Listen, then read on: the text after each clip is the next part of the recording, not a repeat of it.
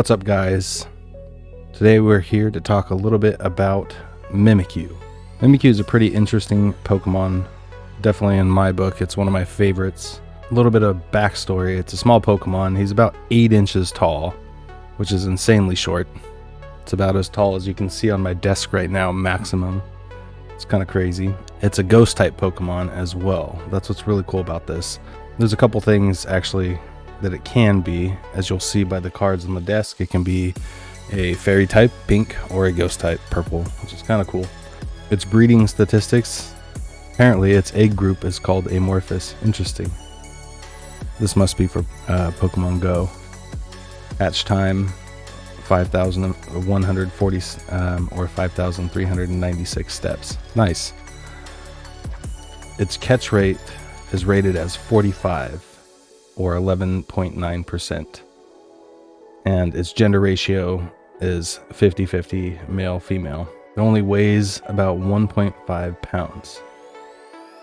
So Mimikyu likes to wear a costume because it isn't something you actually want to see in real life, which is kind of crazy to think about.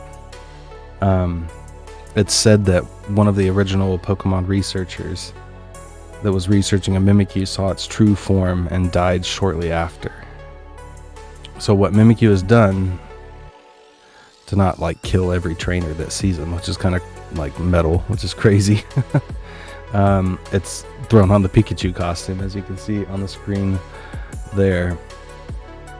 What's interesting about the Pikachu costume, though, is when it attacks, it reaches out from underneath the costume with an appendage, and its tail is actually a stick that resembles a lightning bolt tail of Pikachu.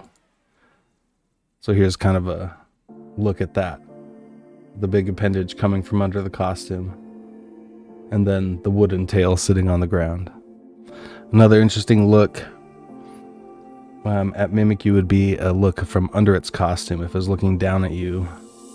And what I'm curious about is if you would die by seeing it from under its costume. I hope you guys don't die, but this is what Mimikyu looks like. As you can see, the black appendages are sticking out, and then the Mimikyu costume is floating above. And there's the eyes that normally peer out of the holes on the chest. What's interesting is the costume it wears allows it to avoid attacks, because if something attacks its head, that's not where Mimikyu is. It's very interesting. But if its rag is broken or damaged in some way, it'll do what you see the GIF on the screen is doing. It'll go from Mimikyu to a broken Mimikyu. The reason why it wears this costume is because it's actually weakened by sunlight, which is kind of crazy to think about. The thing about if the costume is damaged, it'll spend all night like fervently sitting there patching it up, sewing it up, doing whatever it has to do to fix its costume, which is kind of crazy. Now, some of the bigger appearances by Mimikyu was in one of the episodes loading the decks. Ash was trying to get a Pikachu in that episode, but Pikachu decided to team up with Team Rocket in that, and Jessie was able to catch the Pikachu. There's a Shining Mimikyu as well, but I don't think it's been seen in cards. We can see here there's no Shining Mimikyus. About the cards, Mimikyu was first released in Sun and Moon era, so it's a very recent Pokemon. But there is a Shining version in the show, and it's not called a Mimikyu, it's called a Mimikins, and it can actually fly and float through objects, because this Mimikins is actually a ghost of a deceased Mimikyu. That's insane. So this Mimikins, we haven't seen in card form yet that I'm aware of, is an actual ghost of a Mimikyu, which is a ghost type Pokemon. Mimikyu also first showed up in the manga, a photo shoot, and the abandoned thrifty Mega Mart. And Sun was tasked with he was supposed to take a picture of a totem Mimikyu that lived in the abandoned Mega Mart. And so it's kind of cool to see the manga artwork as well of the Mimikyu. The other interesting thing about the Mimikyu is the appearance in Super Smash Bros. I found this picture and a lot of these facts on bulbapedia.bulbagarden.net. So shout out to them. The Mimikyu is basically just slopping down a Dr. Mario. Makes me want to get the Super Smash Bros. Ultimate. It'd be fun to play with my kid.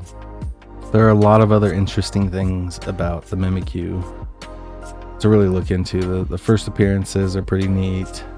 The minor appearances are pretty neat. You know, some of the things you can read about them on Bulbapedia is pretty neat. I think we're going to be doing a little bit more of this in the future. As you'll see over here, I have a pack that has a Mimikyu on the front. This is actually a tie pack of Pokemon cards, which is really cool because my wife is Thai, and of course that means my daughter is part Thai as well. Oh, I dropped it. Shh, don't tell them. Representation. So let's see what's in this pack. And I appreciate you all for hanging out. I think it's one to the front, just like Japanese packs.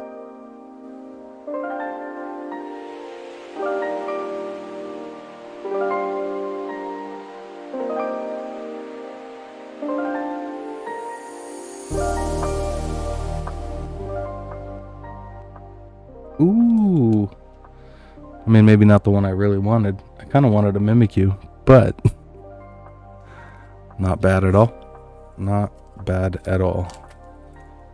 Can't complain when we already have this many Mimikyus. Excuse me, go back to your spot, sir. A little spoiler. We might go and look into the Gengar next. Thank you guys so much for watching. I hope you liked this video. Let me know what your favorite Pokemon is below, or what Pokemon you'd like to see us talk about next. I hope you have a good new year. We love you all. Oh, and here's a picture of Mimikyu without its costume underwater. Comment below if you die.